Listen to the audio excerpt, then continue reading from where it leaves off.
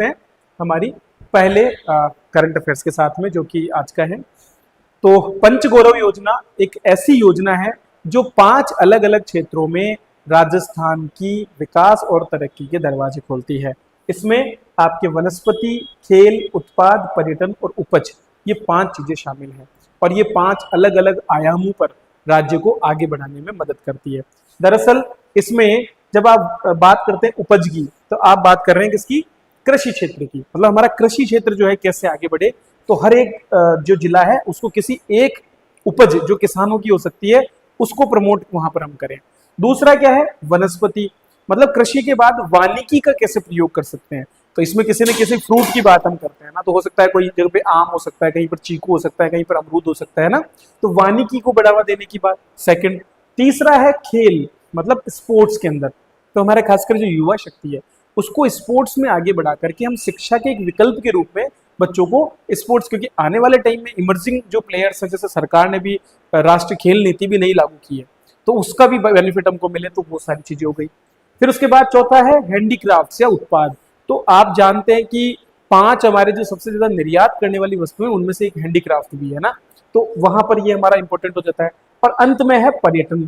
तो पर्यटन आप सभी जानते हो, हमारी राजस्थान की जो आय है उसका 5% से ज्यादा जीडीपी का कहां से आता है? पर्यटन क्षेत्र से। और राजस्थान की जो सांस्कृतिक धरोहर है, मेले हैं, नृत्य, संगीत, और ये सारी चीजें जो है कहीं ना कहीं पर्यटकों को आकर्षित करती है। तो हर जिले को इन 5 अलग अलग आयामों पर आगे बढ़ाने की बात हमारी इस पंचगौरव योजना के अंतर्गत की जाएगी। ठीक है, तो यहां पर क्या किया गया, चूंकि बजट जो हमारा इस बार का आया था उस बजट में पंचगौरव योजना की बात की गई थी और उसी के अंतर्गत 550 करोड़ रुपए का बजट यहाँ पर दिया गया है। इस पूरे कार्यक्रम की मॉनिटरिंग करने के लिए एक पोर्टल भी डेवलप किया गया है और इसके साथ साथ हमारे राज्य स्तर पर अगर हम बात करें तो मुख्य सचिव की अध्यक्षता में, और जिला स्तर पर बात करें तो कलेक्टर की अध्यक्षता में मॉनिटरिंग के लिए कमेटियां बनाई गई है। पंचगौरव योजना का क्या लाभ होगा, उसे आप ऐसे समझिए कि आर्थिक विकास होगा। आर्थिक विकास क्यों होगा? क्योंकि देखो, हमने मान लो किसी भी एक जगह पर किसी प्रोडक्ट पर फोकस किया, तो इससे क्या होगा, हमारे जो लोकल प्रोडक्ट्स हैं वो ज्यादा मात्रा में हमारे पास अवेलेबल होंगे। ठीक है, मार्केटिंग बढ़ेगी, निर्यात क्षमता बढ़ेगी। तो आज मान लो किसी चीज को हम नॉर्मली बेच रहे हैं, लेकिन अगर बाद में हम उस पर फोकस करके उसको प्रोसेसिंग करके उसको गुणवत्तापूर्ण बना करके अगर बेच रहे हैं, तो वहां पर हमको ज्यादा आय होने के अवसर होंगे। इसके अलावा मार्केटिंग और बाकी सेक्टर्स में हमको नए रोजगार के अवसर भी मिल पाएंगे। दूसरा, पर्यटन को बढ़ावा। तो जो 5 में से हमारा एक उद्देश्य है किसी न किसी एक पर्यटन स्थल का, तो वहां पर धार्मिक, सांस्कृतिक और प्राकृतिक पर्यटन स्थल लगभग हर जगह, आप किसी भी जिले में चल जाइए, किसी न किसी एक पर्यटन स्थल की वजह से वो फेमस है। तो उस पर जब फोकस किया जाएगा तो वहां पर अच्छी बेसिक इंफ्रास्ट्रक्चर को हम डेवलप कर पाएंगे और इससे वहां पर रोजगार के साथ साथ जो है आय के अवसर भी बढ़ेंगे। इसी तरह से खेल और स्वास्थ्य की बात करें तो चूंकि देखो, खेल से अगर बच्चे जुड़ते हैं तो ऑटोमेटिकली हेल्थ बेनिफिट भी मिलते हैं। तो अगर बच्चा खेलने कूदने में ज्यादा रुचि लेता है तो उसका स्वास्थ्य संबंधी समस्याएं उनको कम होती है। तो यहाँ पर स्कूल लेवल पर और बाकी लेवल पर जितनी ज्यादा प्रतियोगिताएं या अलग अलग चीजों में बच्चों का जितना ज्यादा हिस्सेदारी होगी उतना ही बेहतर यहाँ पर देखने को मिलेगा। पर्यावरण की बात करें तो जब हम वनस्पतियों की बात करेंगे, जब हम अलग अलग तरह की जो स्थानीय रूप से मिलने वाली प्रजातियों की बात करेंगे, तो वहां न केवल आय होगी बल्कि पर्यावरण संरक्षण में भी मदद मिलेगी।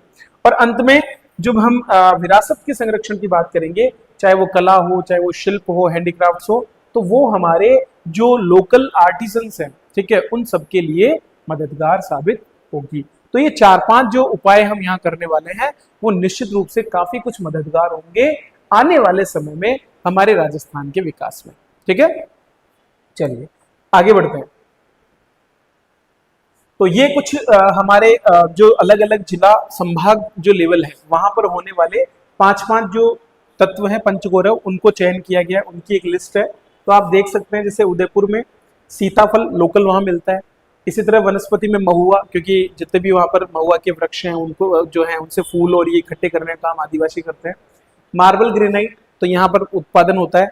फतेह सागर और पिछोला झील को यहाँ चुना गया, और खेल तैराकी, क्योंकि झीलें बहुत है तो वहां पर ये हो सकता है। बीकानेर की बात करें तो बीकानेर की मोठ उपज के रूप में, वनस्पति के रूप में रोहिड़ा, ठीक है, उत्पाद के रूप में नमकीन, पर्यटन स्थल के रूप में करणी माता मंदिर और खेल के रूप में तीरंदाजी। तो बीकानेर में बहुत तीरंदाज है। ठीक है, फिर नेक्स्ट आता है अजमेर। अजमेर में गुलाब उपज के रूप में, वनस्पति नीम, ग्रेनाइट और मार्बल, क्योंकि अजमेर में आप जानते हैं हमारा जो किशनगढ़ है वो इसको एक तरह से राजधानी के रूप में देखा जाता है।